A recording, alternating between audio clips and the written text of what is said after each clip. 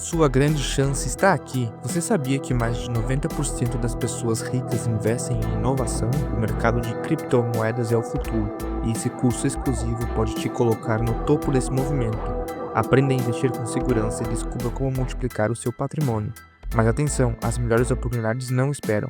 Clique no link fixado nos comentários e comece sua transformação financeira hoje mesmo. Eu te perguntei o seu posicionamento nesse espectro de direita, extrema direita, porque quando querem atacar, usam extrema direita. Você se sente atacado como extrema direita ou não? Cara, todo o bolsonarismo eles eu já fui chamado de ultra-direita. Eu sou tipo um. tem mais do eu sou tipo um Goku, assim. Sou um ultra blaster direita. É engraçado que eu nunca vi, isso é verdade, nunca vi uma manchete chamando assim, deputado lulista. Ou deputado de extrema esquerda, eu nunca vi. Ou seja, extremo é só a gente, né? Engraçado. Agora, se ser extremo é, por exemplo, posições que eu tenho, tá, Vilela? Eu sou contrário à legalização das drogas. Eu sou contrário ao aborto. Eu sou a favor da vida em todas as fases. Então, eu direciono emendas também para casos de recuperação de mulheres em vulnerabilidade. Porque também não adianta você falar, tem que viver e depois não cuidar daquela criança. A maior instituição de caridade do mundo chama-se igreja, não chama feminismo, não chama Frida Kahlo. Eu nunca vi uma caridade Dilma. Eu nunca vi um asilo Paulo Freire, não. É sempre a igreja que está à frente desses projetos. Eu sou a favor de um livre mercado, que, enfim, talvez o Estado só chegue para poder regular quando, enfim, tiver imperfeições ali, tiver uma concorrência desleal, por exemplo. Eu sou a favor da valorização da segurança pública. Eu sou a favor do bandido, quando tiver dentro da cadeia, ele pagar a sua pena e depois ele ser reinserido na sociedade, ter condição de trabalhar, mas desde que dentro da cadeia ele possa trabalhar e pagar, enfim, a sociedade com o seu trabalho, a gente não ficar bancando ele. Eu sou a favor de ter prisão perpétua aqui no Brasil, porque tem prisão perpétua para quem eles matam, né? Que é o inocente, mas não tem prisão perpétua para quem comete o crime. Eu sou a favor de crime de corrupção ser ainda mais rigoroso a pena. Então, se isso é ser radical, então talvez você também seja, conforme a régua deles. Então, eu não tenho dúvidas, cara, que João Batista era um radical. Eu não tenho dúvidas que Martin Luther King, o pessoal chamava ele de radical. Não estou me comparando com esses caras, tá? Pelo amor de Deus. Só estou dizendo que o radicalismo, ele é visto pelos olhos de quem tem pelo ponto de vista, né? Tiradentes foi considerado um radical por lutar por impostos que, pelo amor de Deus, se ele conhecesse o Haddad, ele ia se enforcar, entendeu? O Haddad era o maior arqui-inimigo de Tiradentes. Então, assim, você percebe que se isso for radical, então tudo bem, nós somos radicais, então. Eu não tenho problema de receber essa pecha, sabe? Esse rótulo, não. Se as pessoas me conhecerem e entenderem o que eu defendo, talvez você também será um radical. Que no fim das contas, as pessoas só colocam isso para poder tentar descredibilizar. Como eu disse, eles não conseguem emplacar nada contra mim. Então eles precisam colocar algum rótulo. Seja de fascista, de nazista, de machista, qualquer coisa assim. Qualquer isso. Mas são rótulos que, enfim, não tem profundidade. E a tua relação com o Bolsonaro? Onde está o bolsonarismo nesse espectro da direita e qual a tua relação com o Bolsonaro? Cara, eu tenho uma relação excelente com o Bolsonaro. Pergunto várias coisas pra ele, a gente conversa, vou lá no PL, troco uma ideia. Ligo pra ele, quando alguém é fã dele, ele dá um oi e tal. Sempre um cara extremamente disponível, humilde. É uma pessoa que, óbvio, tem enfrentado perseguições, ele tá inelegível, não é por crime de corrupção, é porque ele fez uma reunião com embaixadores. Eu acho que ainda existem muitas coisas a serem reveladas, que ficou assim passou na história e a galera faz vista grossa, que literalmente o cara foi um candidato a presidente da República, que um ex-integrante do PSOL tentou matar ele. E a galera, não sabe quem mandou. Um lobo solitário. Pô, será, cara, que é um lobo solitário que do nada, não vou matar o Bolsonaro, vou dar uma facada nele. Então por que não foi atrás disso, saber quem foi, etc e tal, se tem pessoas envolvidas, quais foram os advogados, quem bancou esses advogados, foi tudo pro bono, foi um tanto de gente, vou defender o Adélio, pela causa, pelo quê? Então assim, eu acho que existem algumas coisas que precisam ser esclarecidas. Obviamente ele não é um cara perfeito como ninguém é, mas eu vejo que muita gente se arrependeu, assim, de o Bolsonaro fala palavrão, o Bolsonaro é truculento, o Bolsonaro entra em umas brigas necessárias. Mas no fim das contas, cara, a diferença é gritante, assim. Começando pela primeira-dama, até os ministros, assim, sabe? Quando você olha, por exemplo, o ministro da Economia, Paulo Guedes, Haddad, quando você pega o ministro dos Direitos Humanos, que saiu agora do governo Lula sobre forte denúncia de assédio sexual contra outra ministra, tá? Só pra deixar claro. E a antes era a Damares, que o máximo que eles ficavam zoando ela era de não sei o que da goiabeira. Ou seja, percebe que eram ataques que, assim, o nosso da infraestrutura era do Tarcísio. Tá compreendendo? Então, assim, eu vejo que há uma diferença, sabe? Eu não tô falando que o governo do Bolsonaro foi perfeito, o melhor governo da história, mas, poxa, coloca na balança aí, cara. Não quero convencer ninguém, não, mas coloca na balança, vê o que foi feito em termos de avanço, até do próprio Pix, né, que teve a consolidação, a estruturação do Pix no governo Bolsonaro, veio obviamente lá do Temer, mas Roberto Campos, juntamente com Paulo Guedes, estruturaram, enfim, modernizou a coisa e colocou para tocar. Teve o marco do saneamento básico, Secretaria da Alfabetização, acho que teve muitos avanços. E eu vejo que agora tá acontecendo um retrocesso, e não vejo que só eu tô enxergando isso. Eu acho que o Lula atingiu todos os recordes de gasto de cartão corporativo, enfim, Lei Rouanet com 16 bilhões. Enfim, eu acho que as coisas não tá legal. Tipo, eu queria perguntar pra alguém assim, pô, o que o governo Lula aí fez aí de bacana, assim? Eu confesso que eu não sei te falar, assim, tá? Eu sei falar coisas que o governo Bolsonaro fez, por exemplo, de ruim, e sei falar do bom também. Mas o governo Lula, realmente, assim, até hoje eu não consegui um cara falar assim comigo e me convencer de tipo, não, isso aqui foi bom, cara, o que ele fez aqui foi maneiro. Eu até o final aqui do podcast eu posso até tentar lembrar, alguém me mandar aqui e eu falo, de boa, não tem problema algum com isso. Chegar e reconhecer, não, isso aqui os caras mandaram bem, foi legal. O pé de meia, porque é algo excelente para os alunos. Teve irregularidades, tá? Quem tá falando isso não sou eu, é o Tribunal de Contas da União.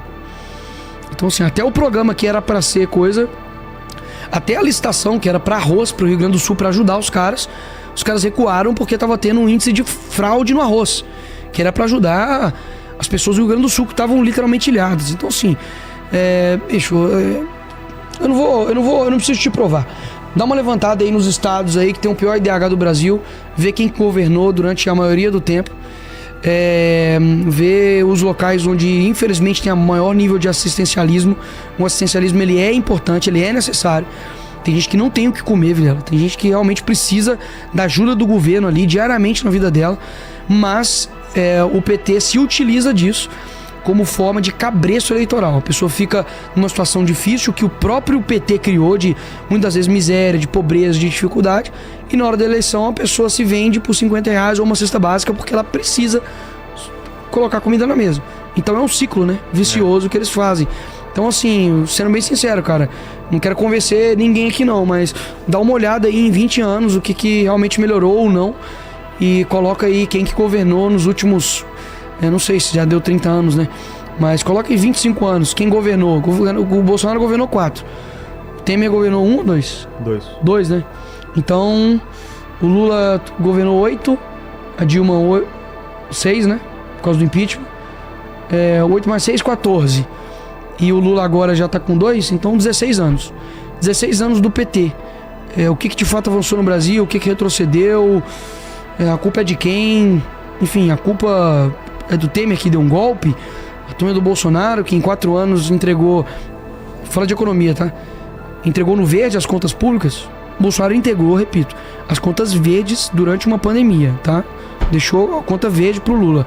O Lula no primeiro ano deixou um rombo de 200 bilhões. Primeiro ano, tá? Então, assim, cara, fica à vontade, assim, sabe, pra poder tomar as mesmas decisões, mas saiba que os resultados não serão diferentes. Eu fico, assim, meio que incrédulo da pessoa, muitas vezes, não vou nem falar Nordeste pra não achar que eu tô pegando no pé com ninguém, mas norte de Minas, por exemplo, que majoritariamente vota na esquerda, que é a região mais precária de Minas Gerais. E por quê?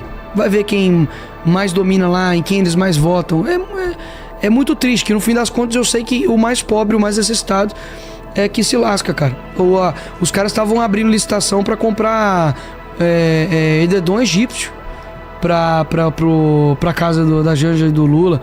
Foram agora não sei quantos R$1.000 pra coisa de persiana, pra poder motorizar o negócio. assim, é um nível de gasto de dinheiro público que os caras estão se lascando. Lascando, não? Fiz igual a Dilma aqui agora. Estão se lixando. Ah, lixando. Lixando, estão se lixando. Mas estão se lixando, sim, pro teu dinheiro. E, cara, o dinheiro público você precisa administrar de uma forma responsável, até mesmo porque é o dinheiro das pessoas, né? Mas eu falei do Bolsonaro... Tem uma aguinha aí? Tem aqui, ó. Aí, ó, do seu lado. Falei do Bolsonaro pelo seguinte, Valeu. Na corrida aqui pela prefeitura, teve aquele lance, né? Que muita gente falou que rachou, que o Bolsonaro ficou puto contigo por você apoiar o Marçal. Qual que é a verdade disso tudo aí? Porque ele apoiava o Nunes, e aí você não quis apoiar o Nunes? Vamos lá, fatos. O Pablo Marçal tava comunicando com a direita muito melhor do que qualquer outro candidato. Falando o que o pessoal queria ouvir, ok? Não é à toa que teve uma quantidade de votos muito expressiva. Sem o apoio dos dois candidatos, os dois, digamos assim, caras mais fortes na política hoje, que é o Lula e o Bolsonaro. Um foi apoiado pelo Lula, o outro pelo Bolsonaro, e, enfim, mesmo que Bolsonaro tenha sido de forma bem bem mais assim, intimista, digamos assim, tímida, mas apoiou.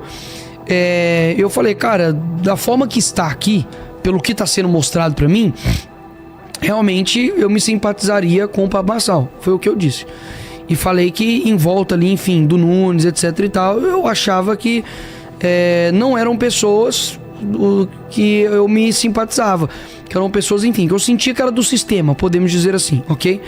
Isso, obviamente, gerou um atrito. Depois disso, enfim, conversei com o Bolsonaro. Teve conversa? Conversamos com o Bolsonaro, alinhamos ali, enfim, algumas coisas. Mas eu acho que as pessoas, enfim, têm que ter uma liberdade de emitir opiniões com relação a isso. O que ele falou sobre isso? Tipo... Assim, foram coisas privadas, mas... tem poder... não, foram coisas privadas, mas assim, é uma situação realmente difícil. Tá. Enfim, o Pablo também depois... Teve algumas ações que eu confesso que foram no mínimo contraditórias, assim. O negócio do Boulos, né? Poxa, passou a campanha inteira, não apoiou o Boulos, mas fez live com o Boulos e tal. E assim, de um cara que tava acusando ele de ser, enfim, cheirador, caramba, quatro. É complicado isso, as pessoas olham e... Tô falando nem só de mim, não. Tô falando assim, eu acredito que as pessoas olham e falam, cara, você não tava acabando com o cara? Muito estranho isso. Enfim, foi uma situação complicada para muita gente, né? Aqui em São Paulo, por exemplo, eu apoiei o Felipe Sertanejo para vereador, ficou primeiro suplente. E também, deu uma leve moral aí, mas mérito do Pavanato, que foi o vereador mais votado de São Paulo. Tá aqui hoje. Quantos votos, Pavanato? Tem que saber os votos. 161.386. Não tenho dúvidas que, se continuar do jeito que tá e fazendo um trabalho, vai ser o deputado mais votado de São Paulo aí nas próximas eleições. E enfim, mesmo tendo essa turbulência aqui em São Paulo, que a galera, enfim, focou, o Brasil inteiro só queria ver os debates. Total, né? Teve uma cadeirada, irmão. Cadeirada. Absoluto cinema. O cara do nada, quando eu olhei, eu falei, que... Não, eu tive que chamar. Mano, quem tava dormindo, eu falei, acorda, que aconteceu uma coisa aqui. Meu amigo... Foram as torres gêmeas da Foi, cara. Aqui. Não, ninguém nunca vai esquecer aquela cadeirada. Onde você estava quando... Isso. Igual, foi mesmo. Né? Cara, foi loucura. Tava na estrada, cara. Não foi só isso, né, cara? Teve várias coisas que aconteceram assim nas eleições. Foram... Porrada. Pois porrada, soco na cara. O lance do negócio lá do... Como chama lá o papel lá, que ele queria mostrar lá, o laudo e tal, foi uma confusão, cara. Foi realmente absoluto cinema, assim. A gente mostra qualquer coisa menos de tédio nesse país. Agora, todo mundo com a próxima eleição para presidente. O que vai acontecer? Cara, tem que parafusar as cadeiras. Agora, teve muita gente focando aqui em São Paulo, mas eu rodei 60 cidades, cara, no Brasil todo, durante esse período eleitoral. Então, lá em BH, a gente apoiou o Pablo Almeida, que é o vereador mais votado da história de BH agora. Eu era o segundo, fui pra terceira agora que ele virou primeiro, com muita satisfação, muita alegria. O André Fernandes, que foi candidato a prefeito de Fortaleza, teve mais votos do que o Bolsonaro lá, ou seja, o cara conseguiu furar uma bolha no Nordeste. É uma liderança agora, assim, implacável, o André Fernandes. Não tenho dúvida, se ele vier pra prefeito ele ganha. E assim, a gente conseguiu levantar muita gente boa, sabe? Ali em Minas Gerais também, entendeu? Em Contagem com o Pedro Luiz, em Betim com o Lion. Muita gente que assim, poxa, antigamente eu não sabia que eu poderia um dia chegar nessa força, sabe? De botar a mão no cara e falar, galera, vota nesse cara, a galera votar pela credibilidade, pelo trabalho que a gente faz. Então, em muitos locais assim no Brasil, a gente conseguiu alcançar muita gente.